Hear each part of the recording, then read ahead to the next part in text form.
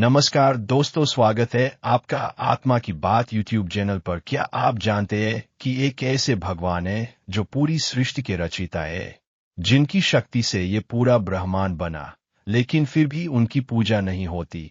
हैरान करने वाली बात यह है कि ये भगवान वो है जिनकी ही कृपा से सारे देवता, मानव और यह सृष्टि अस्तित्व में आए। फिर ऐसा क्या कि ये खुद बुला दिए गए? आखिर वो कौन सा श्राप था जिसने इनकी पूजा को रोक दिया?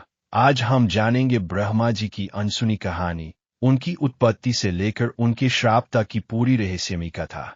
ये वीडियो आपको आध्यात्म के एक नए सफर पर ले जाएगा, तो बने रहिए हमारे साथ अंत तक। अब हम जानते हैं ब्रह्मा जी का जन्म और सृष्टि की शुरुआत कैसे हुई। मित्रों, कृपया वीडियो को देखने से पहले वीडियो को लाइक और चैनल को सब्सक्राइब जरूर कर दे। आखिर कैसे इस ब्रह्मांड की उत्पत्ति हुई, कैसे अंधकार में प्रकाश फैला, आइए जानते हैं। सृष्टि की शुरुआत में कुछ भी नहीं था। माँ समय, माँ आकाश, माँ जल और ना ही जीवन। केवल एक हिरण्यगर्भ सुनहरा अंडा था जिसमें सारा ब्रह्मांड समाया हुआ था।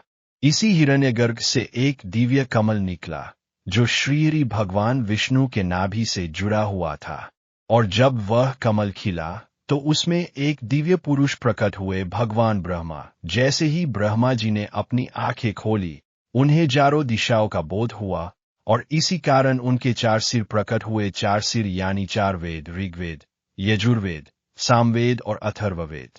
अगर अब आपके मन में ये सवाल उठ रहा है कि ब्रह्मा जी के तो 5 सिर थे, तो ये बहुत अच्छा सवाल उठाया आपने।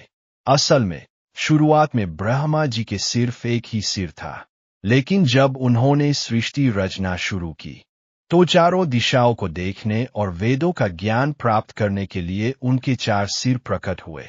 कुछ कथाओं के अनुसार जब ब्रह्मा जी ने अपनी ही सृष्टि की ओर देखा और उन्हें हर दिशा से देखने की इच्छा हुई, तो उनके 4 सिर प्रकट हो गए। बाद में जब उन्होंने ऊपर की ओर देखा तो भगवान शिव ने क्रोध में आकर उनका 5वां सिर काट दिया। अब सवाल ये उठता है, जब ब्रह्मा जी का जन्म हुआ तो उन्हें क्या करना था? वो क्यों प्रकट हुए थे?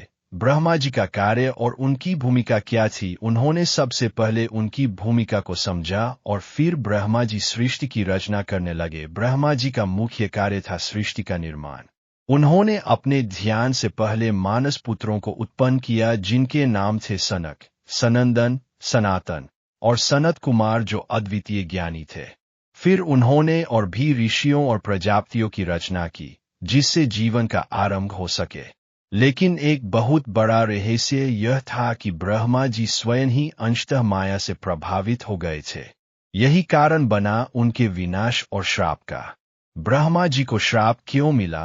भगवान शिव और ब्रह्मा जी के बीच विवाद के कारण उन्हें श्राप मिला था। अब वो सबसे रहस्यमयी और रोमांचक घटना आती है जिसने ब्रह्मा जी की पूजा को हमेशा के लिए समाप्त कर दिया। पहला श्राप, भगवान शिव का कोप। एक बार भगवान ब्रह्मा और भगवान विष्णु के बीच यह विवाद हुआ कि कौन सर्वश्रेष्ठ है। तभी वहां भगवान शिव एक अनंत ज्योतिस्तंभ के रूप में प्रकट हुए और उन्होंने कहा, जो भी इस ज्योति का अंत ढूंढ लेगा वही सबसे श्रेष्ठ होगा। विष्णु जी नीचे की ओर गए और ब्रह्मा जी ऊपर की ओर उड़ चले, लेकिन कई युगों तक उड़ने के बाद भी ब्रह्मा जी को इस स्तंभ का अंत नहीं मिला। तभी उन्होंने एक चाल चली। उन्होंने केतकी के फूल से झूठ बुलवा दिया कि उन्होंने स्तंभ का अंत देख लिया है। भगवान शिव ने जब यह झूठ पकड़ा तो उन्होंने क्रोधित होकर ब्रह्मा जी को श्राप दिया, इस युग में तुम्हारी पूजा नहीं होगी। ब्रह्मा जी का दूसरा श्राप, सरस्वती जी और ब्रह्मा जी का संवाद। एक और कथा के अनुसार जब ब्रह्मा जी यज्ञ करने जा रहे थे, तब उनकी पत्नी मां सरस्वती वहां नहीं पहुंची, इसलिए उन्होंने बिना उनकी अनुमति के गायत्री देवी से विवाह कर लिया और यज्ञ पूरा किया। जब सरस्वती जी को यह पता चला तो उन्होंने क्रोध में आकर ब्रह्मा जी को श्राप दे दिया, तुम्हारी इस पृथ्वी पर कोई पूजा नहीं करेगा। आज भी ब्रह्मा जी की पूजा क्यों नहीं होती? पुष्कर मंदिर राजस्थान एकमात्र ऐसा मंदिर है जहां ब्रह्मा जी की पूजा होती है। श्राप के कारण ही आज भारत में ब्रह्मा जी का सिर्फ एक मुख्य मंदिर है, जो राजस्थान के पुष्कर में स्थित है। लोग भगवान विष्णु और शिव की पूजा करते हैं, लेकिन सृष्टि के रचयिता ब्रह्मा जी को भूल जाते हैं। अंतिम भाग, ब्रह्मा जी से मिलने वाली सीख और एक आध्यात्मिक संदेश। लेकिन क्या ब्रह्मा जी सिर्फ एक पौराणिक कथा है, या फिर उनकी कहानी में हम सबके लिए एक गहरी सीख छुपी है? पहली सीख, अहंकार से बचें। जब भी हम अपने ज्ञान या पद को लेकर घमंड करते हैं, हम खुद को विनाश की ओर ले जाते हैं। दूसरी सीख, सत्य को कभी मत दो।